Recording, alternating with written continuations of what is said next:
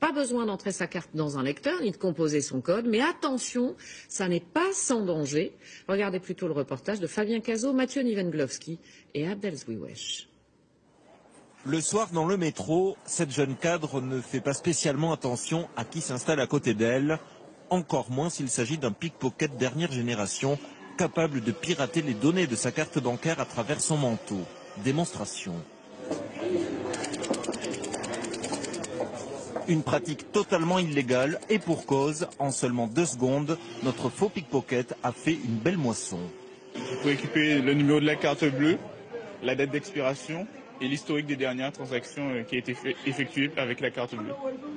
Et tout ça grâce à une simple application sur votre smartphone. Voilà, donc là j'ai une application sur mon téléphone qui me permet de lire la carte bleue sans contact. C'est extrêmement inquiétant, ça veut dire que n'importe qui peut avoir accès à toutes mes données, à l'historique de mes transactions. Oui, non, c'est un vrai trou dans la sécurité.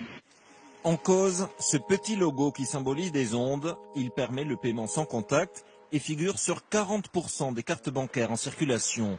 La fraude aux cartes sans contact devient un véritable business. Ce fabricant de portefeuille n'a pas hésité à lancer une gamme en aluminium certifié anti-rayonnement magnétique. La particularité de ces portefeuilles en aluminium, c'est qu'ils agissent vraiment comme une cage de Faraday et qui rendent toutes nos cartes qui sont maintenant qui émettent, ça permet de les rendre muettes et de se prémunir de toute forme de fraude. Tant que tout risque est écarté, le produit est parfaitement sécurisé et vos données personnelles et bancaires sont protégées. La fraude aux cartes sans contact reste encore marginale selon les fabricants. Les clients qui en seraient victimes peuvent demander à leur banque des indemnisations.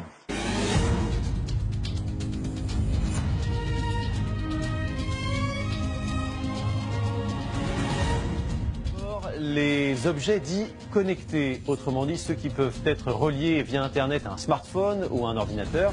C'est le cas par exemple de voitures, de réfrigérateurs ou même de brosses à dents. Le phénomène se développe à très grande vitesse et cela attire les pirates informatiques. Quels dégâts peuvent-ils causer? Fabrice Collaro et Olivier Cresta ont enquêté. Parmi nos objets connectés, il y a aussi les passeports biométriques et les nouvelles cartes bancaires qui sont dotées d'une puce sans contact pour payer des petits montants. Mais là encore, ces puces ne sont pas sécurisées et on peut donc récupérer les informations qu'elles contiennent. On est allé chercher, pour les fins de la démonstration, une application qui est disponible à tous sur l'Internet. Et regardez, simplement, j'ai ma carte de crédit dans le portefeuille et sans même toucher à quoi que ce soit, je suis capable instantanément de récupérer toutes les informations. Donc là, on voit, il y a mon nom, il y a le numéro de carte de crédit, la date d'expiration. On pourrait donc vous dérober vos données en 1 seconde et faire des achats à votre place, même si la carte est rangée dans une poche et dans un portefeuille. Et c'est exactement pareil pour le passeport. Toutes les informations vous concernant sont accessibles. Parmi les parades, un étui de protection qui bloque la communication des puces sans contact pour éviter de se faire voler son identité ou son numéro de carte bancaire. Payer avec une carte bancaire sans contact, c'est aussi simple que de prendre le métro avec son pass Navigo. Depuis le mois de mars, tous les Français sont susceptibles de recevoir cette nouvelle génération de cartes lors d'un renouvellement. Le hic, c'est qu'il y a une faille de sécurité. Les données peuvent être interceptées jusqu'à 15 mètres de distance. Ça fonctionne à travers un portefeuille ou à travers un sac.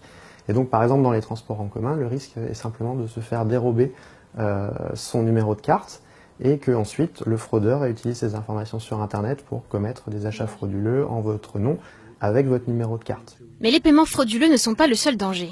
La seule solution pour sécuriser sa carte bancaire est de la conserver dans un étui en aluminium. Un peu paradoxal pour une